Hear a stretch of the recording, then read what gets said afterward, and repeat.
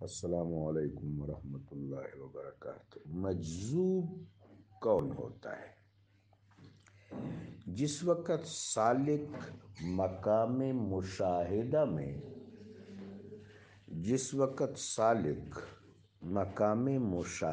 میں انوارات کی ہماہمی سے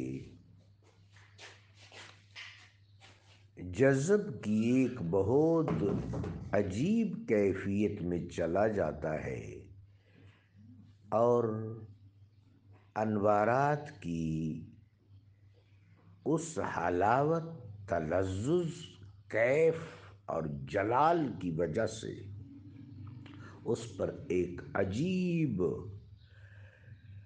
ہیبت طاری ہوتی ہے اور کیفیت مدہوشی میں چلا جاتا ہے، تو وہ مجذوب ہے۔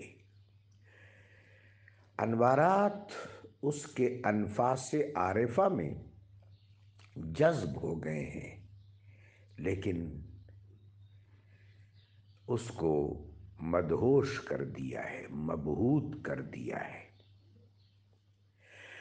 مجذوب تکلفات سے بے نیاز ہو جاتا ہے، تکلفات شرعیہ سے، چونکہ وہ معطوع یا مدہوش کے درجے میں چلا جاتا ہے۔ طبی طور پر، طبعی اور طبی طور پر وہ معطوع یا مدہوش کے درجے میں چلا جاتا ہے، لیکن اس کو معطوع اور مدہوش نہیں کہیں گے کہ یہ تو فقہی اصطلاحات ہیں۔ ادباً مجذوب کہیں گے کہ ہیبت جلال تجلیات الہیہ سے مجذوب ہو گیا ہے۔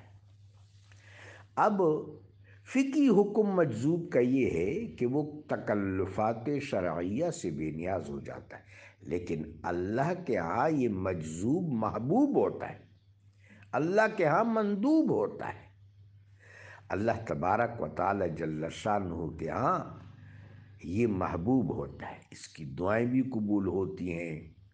چنانچہ جب کوئی متلاشی اور سالک کے تصوف اس نتیجہ پر پہنچ جائے، اس کی توثیق ہو جائے، یہ نہیں کہ مختلط الکلام کو اور مجنون کو بھی ہم مجذوب کہہ دیں، بڑا فرق ہے، پرواز ہے دونوں کی اس ایک فضا میں، کرگس کا جہاں اور ہے، شاہین کا جہاں اور۔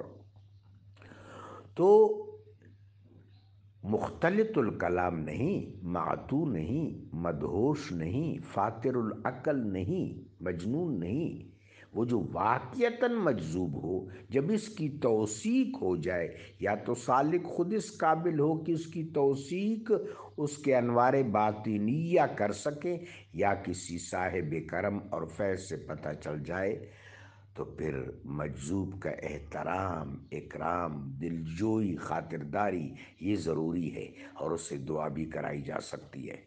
جزاکم اللہ۔